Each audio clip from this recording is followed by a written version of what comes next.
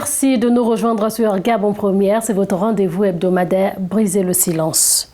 Dans ce nouveau numéro, nous serons avec Madame Bernadette Tougou qui va briser le silence sur son vécu avec le cancer. Merci Madame d'avoir accepté notre invitation et bienvenue sur Gabon Première. Bonjour Madame. Alors Madame, je vous demande de vous présenter à nos téléspectateurs. Je suis Madame Tougou Bernadette, membre d'Azafag, une patiente ayant été détectée du cancer du sein droit en 2019. Quel a été le premier signe qui vous a amené à l'hôpital? Déjà, quand j'ai constaté que j'avais la boule dans le sein, j'ai eu peur. Et je suis restée près de 6 mois, je vais dire, à la maison, sans manifester le désir d'aller à l'hôpital. Au départ, je me fâchais si une sœur m'appelait pour me dire « Mais écoute, il y a le dépistage quelque part. » Est-ce que je me fâchais? Je me fâchais avec elle. Je ne veux pas que tu me parles de ça. Pourquoi tu m'appelles pour m'annoncer ce genre de trucs et tout? Et puis, je raccrochais. C'était pas bon. C'était pas la bonne manière. Et ce qui fait que quand j'ai constaté que j'avais la boule dans le sein, j'ai gardé ça pendant près de 6 mois. Et après 6 mois, j'ai vu que ça s'évoluait, que je suis allé à l'hôpital, donc chez mon gynécologue, qui m'a fait faire des examens. Et après faire les examens, il m'a fait une note, il m'a dit « Ah, c'est le cancer, il va falloir que je vais t'envoyer à l'ICL, qui est maintenant devenu l'ICA aujourd'hui. » Et il a fait une lettre que je suis parti. J'ai amené la lettre au service de gynécologie de Akanda, pas à l'ICL. J'ai vu le gynécologue et lui m'a encore fait peur. Parce que tout de suite, il m'a dit, bon voilà, tu as le cancer, il va falloir qu'on coupe le sein, on enlève le sein. J'ai gardé quand même mon sang-froid, j'ai dit, bon, si c'est ça, ben, qu'est-ce que je peux faire? Et il m'a donné pour cela des examens à faire, donc il fallait maintenant faire la biopsie pour savoir quel genre de cancer il s'agissait. Je ne suis pas partie. Avant ça, avant même d'aller vers le médecin, j'ai même dû garder la lettre que le gynécologue m'a fait avant d'aller au CHU d'Angondje. J'ai gardé la lettre, je crois, près de 2 mois. Et entre-temps, je fais comment? Je perds mon fils dans des conditions compliquées. Parce que je vois mon fils qui vient me voir, ayant déménagé, après la retraite, déménagé chez moi. Il vient me voir un samedi et c'était le seul jour où il était venu voir là où j'habitais, alors que j'étais là depuis 2017. Et il est arrivé, quand il est arrivé, c'était la dernière fois aussi que je vois mon fils. Parce que jusqu'à ce qu'on l'a enterré, on m'a empêché de le voir parce que est mort un lundi, je crois, et que mardi, on m'appelle pour dire qu'on l'a retrouvé mort dans la maison. Il était déjà presque décomposé. Donc, son petit frère n'a pas permis que je voie le corps. Donc, ce qui fait qu'avec ça, le cancer s'est développé avec ce stress en un rien de temps. Rapidement. Quand je suis revenu du deuil de l'enterrement de mon fils, et je suis allé donc, j'ai pris la lettre, je suis allé, je n'ai même pas montré la lettre parce que la lettre s'adressait au centre, à l'ICL. Or, je suis allé voir le gynécologue de l'hôpital d'Akanda, CHU d'Akanda. Et là, lui m'a dit ce que je venais de dire. Bon, voilà, tu as le cancer, on va couper le sein, c'est déjà pas bien. Et j'ai fait les formalités qu'il faut pour faire la biopsie, savoir la biopsie, pour savoir de quel genre de cancer il s'agit. On a fait les examens, je suis allé chez l'anesthésiste, il a tout fait. Et le secrétariat m'a demandé de partir, ils vont m'appeler pour venir faire cet examen-là, donc la biopsie. Je suis allé, j'ai acheté ce qu'il faut parce qu'il m'a demandé de quelle façon je voulais, est-ce qu'avec le bistouri ou avec la seringue. Il m'a expliqué qu'avec le bistouri, ça va laisser une trace, mais avec la seringue, j'ai préféré la seringue, donc je l'ai acheté. Et je suis revenu voir le médecin, j'ai acheté la seringue, il m'a dit, bon, on va voir l'anesthésiste qui a tout fait, et puis j'attendais maintenant qu'on m'appelle. Pour m'appeler, il a fallu 3 mois en plus. Je venais, mais oui, on va vous appeler. J'arrive, oui, on va vous appeler, jusqu'à ce que le sein s'est dégradé. Et finalement, vous avez eu le résultat de la biopsie? La biopsie a été faite, le sein était déjà dégradé. Parce qu'il a fallu qu'une nièce qui travaille là-bas et intervienne pour que la biopsie, on ne retrouvait plus le dossier. Ce qui fait que je suis rentré, je perdais déjà beaucoup de sang, le sein était déjà ouvert et j'ai fait la biopsie étant comme ça et j'ai été orienté à l'ICL pour commencer le traitement de la chimio. Effectivement, je suis passé par la chimio, je suis passé par l'ablation du sein et puis la radiothérapie. Et là, comment vous vous sentez aujourd'hui? Comment vous vivez-vous avec ça? Aujourd'hui, je suis en voie de remission. Je me sens bien, c'est vrai, mais il ne faut pas que je dise que je ne veux plus aller faire, par exemple, les contrôles. Je fais les contrôles tous les 6 mois. C'est vrai que je me sens bien, mais je vais toujours faire ces contrôles de 6 mois. Alors, nous allons marquer une pause, on revient juste derrière. Les sujets qu'on n'ose pas aborder, comme les violences conjugales, la sexualité, la spiritualité, la santé, toutes ces questions taboues ont une tribune, brisez le silence. Retrouvez chez Lamé Ballet tous les dimanches à 11h dans Briser le silence. Si vous nous rejoignez à l'instant, vous êtes sur Gabon Première et vous regardez votre émission Briser le silence. Alors, lorsque on a découvert cette maladie, que votre nièce a intervenu, votre entourage, les enfants, la famille, est-ce que les gens étaient au courant? Comment ils ont perçu ça, les enfants?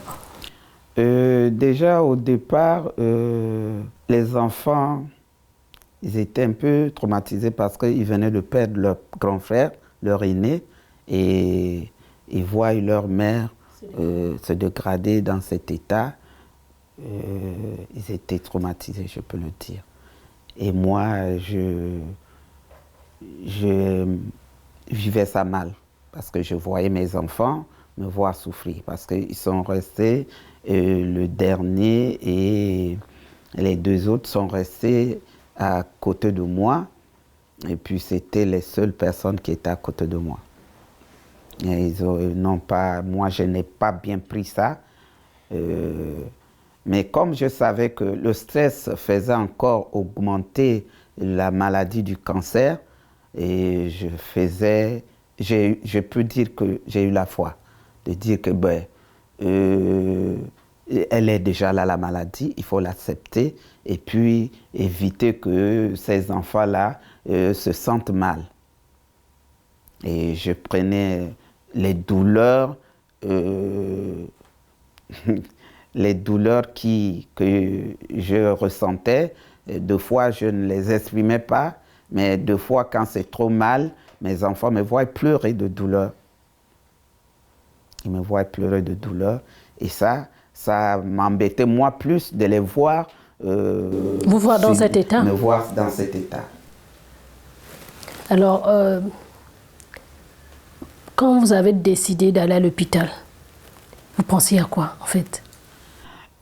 Quand je décidais de partir à l'hôpital, je dis, bon, je vais à l'hôpital, peut-être que je ne serai pas guéri, peut-être que je serai guéri, mais vaut mieux que j'aille à l'hôpital.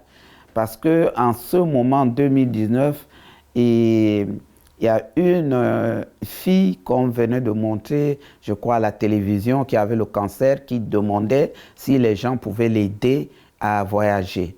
Et les gens elle a eu cette aide, mais quand elle a voyagé, je crois 2 jours après son voyage, elle est morte. Ce qui fait que ça là, la peur augmentait encore. Mais je suis quand même parti à l'hôpital tout en disant, bon, si c'est la volonté de Dieu, ben, que je ne peux rien faire devant sa volonté. Mais que j'aille à l'hôpital, au moins que je prenne les soins. Vous avez quand même pensé à vos enfants? J'ai pensé à mes enfants. Et le suivi, après tout ça, le suivi, les conseils, comment ça s'est passé? Après ça, j'ai continué toujours à vivre seul. À un certain moment, j'ai dit, bon, je ne peux pas condamner mes enfants à être là. Et ma fille qui travaille est partie un peu louer là-haut, à proximité de son travail, parce que habitant au Cap, au premier campement, et puis travailler à Baraka, c'était tout le temps, il fallait que j'appelle son chef pour dire, elle était avec moi, elle m'a amené à l'hôpital, donc je lui ai laissé aller, au lieu de la condamner là, à rester avec moi. Et c'est comme ça que je suis resté avec le plus jeune, mais qui apprenait que j'ai dû demander au plus grand que de le prendre avec lui, parce que de l'université aussi, rester au premier campement, donc lui aussi il a pris et je suis resté seul à vivre le reste de ces moments-là, seul. C'était pas facile. C'était pas facile. Et moi, je dis, j'étais pas seul, j'étais accompagné des anges. Vous étiez accompagné des anges. Alors, à ce moment-là, vous découvrez Azafak, ou c'est un peu plus tard? Je découvre Azafak, j'ai fini la chimio, j'ai fini l'ablation du sein et j'ai fini la radiothérapie.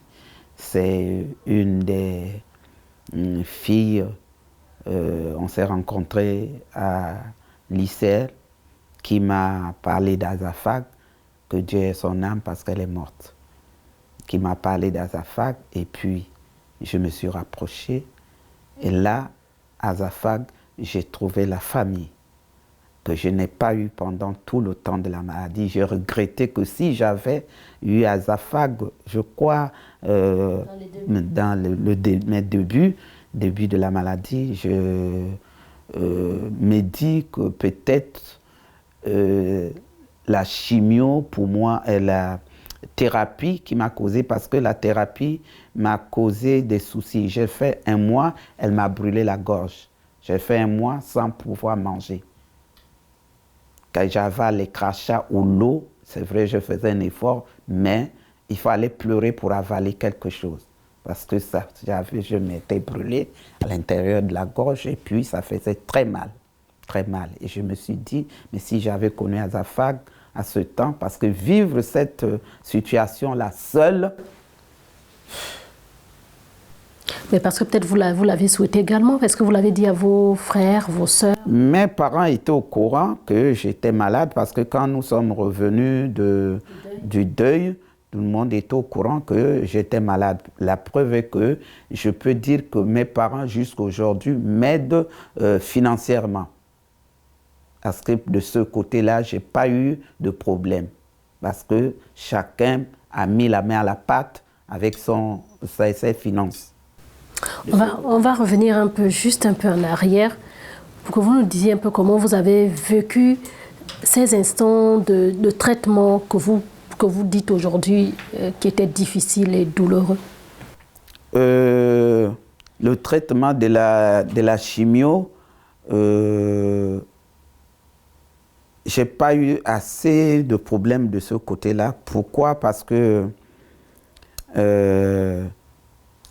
en rentrant dans la salle de la chimio, tu as déjà cette sœur dont je dis qui est morte, m'avait déjà parlé de la chimio, de ses effets indésirables, la chimio.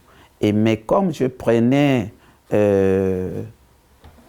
comme j'ai mis Dieu devant, j'ai pris aussi des compléments alimentaires qui sont aloe vera. Ça m'a évité un peu les effets indésirables de la chimio. J'ai eu, c'est vrai, la perte de cheveux, mais auparavant, puisque les autres l'avaient déjà signalé, j'ai dû déjà enlever les cheveux avant. Les ongles qui noircissaient, tout le corps qui noircissait, ça je l'ai eu. Mais c'est vraiment pénible. Au sortir de la chimio, c'est pénible. C'est fatigant parce qu'il y en a qui vomissent, il y en a qui ont la diarrhée. Donc, c'est vraiment pénible. C'est vraiment pénible. Alors, vous découvrez à Azafak, vous découvrez une nouvelle famille. J'ai trouvé une famille. Je découvre Azafak, j'ai trouvé une famille et j'ai été épanoui parce que je peux dire que jusqu'à présent, je vis seul, toujours seul. Mais je ne vis plus seul parce que non seulement j'étais pas seul avec les anges et Dieu, mais là j'ai trouvé encore la famille physique à Azafak, ce qui fait que ça m'a donné de la force. Je suis épanoui quand je suis à côté de mes sœurs à Azafak. Comment a été votre accueil à Azafak quand vous êtes arrivé pour la première fois? Quand je suis arrivé pour la première fois, Azafak t'accueille, Madame Condesse elle-même, elle est là. Ce qui m'a d'abord, au départ, on ne m'a pas parlé d'Azafak comme elle qui m'a parlé d'Azafak, la défunte, elle-même, elle n'y était pas. Mais elle m'a parlé de prothèses que Madame Condesse nous donnait. Et je suis parti, c'est la vérité que je suis parti pour ça. Mais je ne savais pas que c'était une association parce que quand je suis arrivé, j'ai trouvé autre chose. Je n'ai pas trouvé, je suis parti pour dire je prends la prothèse et puis je m'en vais. Mais quand je suis arrivé, j'ai trouvé la famille, j'ai trouvé des gens qui étaient là, Mathilde qui était là, qui commence déjà par te dire, bon, moi, tu la regardes, tu dis, mais attends, c'est vrai, elle a eu le cancer comme moi, mais c'est vrai qu'elle est guérie. Ça veut dire que moi aussi, je vais guérir. Alors, pourquoi m'inquiéter? Et la joie que j'ai reçue, que je reçois d'Azafak, m'a empêché ce stress que j'avais toujours seul chez moi. Et vous vivez toujours seul? Et je vis toujours seul. Mais je peux dire que je ne vis pas seul parce que je vis avec les anges. Alors, peut-être aujourd'hui, vous êtes sorti de là, vous avez eu de la force de vous lever. Mais pour celles-là encore qui n'ont pas la force que vous avez eue pour vous lever, aller à l'hôpital consulter, accepter de faire la chimio, accepter de suivre tout le processus, qu'est-ce que vous leur direz? Je dirais à ceux-là de s'armer du courage, de le faire, de ne pas faire comme moi. Parce que je me rends compte que quand le médecin m'a dit j'ai le cancer, la boule était minime. Ce qui fait que si je m'étais pris à temps, cette boule devait être enlevée, que mon sein ne devait pas. La preuve est que quand j'ai fait la chimio, en allant maintenant pour faire l'ablation du sein, le médecin a dit qu'il ne devait pas plus m'enlever le sein, il devait enlever la maladie. C'est moi qui ai insisté pour dire, docteur, enlevez le sein. Je ne veux pas que, non, vous gardez votre sein, la maladie est déjà, voilà, c'est pas, on n'a pas besoin d'enlever tout votre sein. Moi, j'ai insisté. Et c'est pour cela que je dis à celles-là qui se cachent encore, qui ont peur, de ne pas avoir peur, pour ne pas se retrouver comme moi. Parce que j'ai eu l'éclatement du sang, il a fallu me transfuser 4 poches de sang parce que je me retrouvais à 7 de mes globules rouges.